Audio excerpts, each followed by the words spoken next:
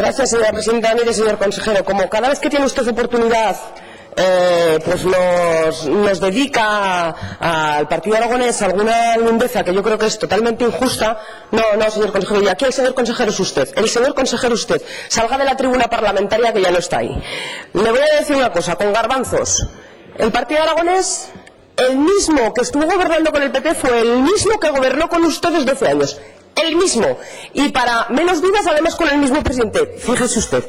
Pero le voy a decir, usted no ha considerado que el gobierno PSOE-PAR, que gobernó durante 12 años, fuese un gobierno chapucero, ¿verdad que no? Porque yo considero que no lo fue y que en temas presupuestarios yo creo que las cosas se hicieron muy bien.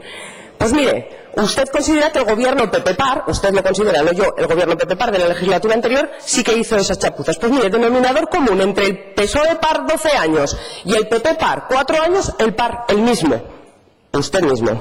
Ahora bien, entre el PSOE-PAR de 12 años y el PSOE-Chunta Podemos de esta legislatura, el denominador común no es el PAR. O sea que usted mismo. A ver quién hace aquí las chapuzas o quién no hace las chapuzas. Mire, perfeccionar el modelo de organización y el tema de las comarcas totalmente. Dice usted que le pregunta al consejero de Hacienda, no, o sea, a mí me interesa hablar de política. A mí me interesa saber cuál es su voluntad, porque al final, en los números y en los presupuestos, lo que se plasma es la voluntad y la intención política de un gobierno. No es cuestión de que uno se entierre por la noche a hacer numeritos y haga lo que considere menester. Es cuestión de que en los números se plasma la intención política que tiene un gobierno. Y claro que nos preocupa porque las manifestaciones que están haciendo ustedes y a su cabeza, su presidente, a este respecto, nos parece que son como para preocupar.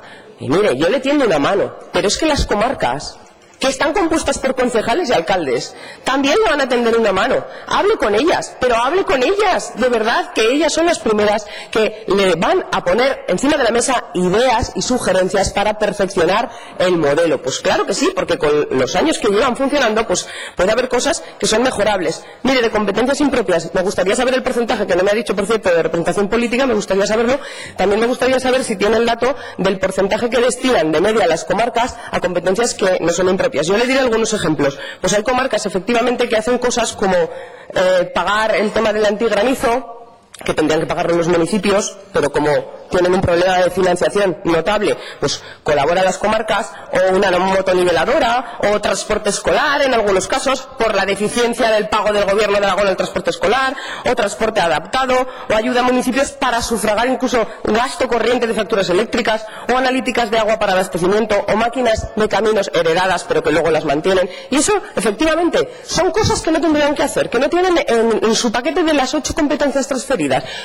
Seguro que si usted habla con ellas y buscan una solución para que esas cuestiones que son necesidades de las personas que viven en esos pueblos, que no lo hacen porque les dé la gana, por ninguna otra intención, sino para dar una respuesta a una necesidad, si se busca una solución y eso lo hace otra institución, no tendrán ningún problema.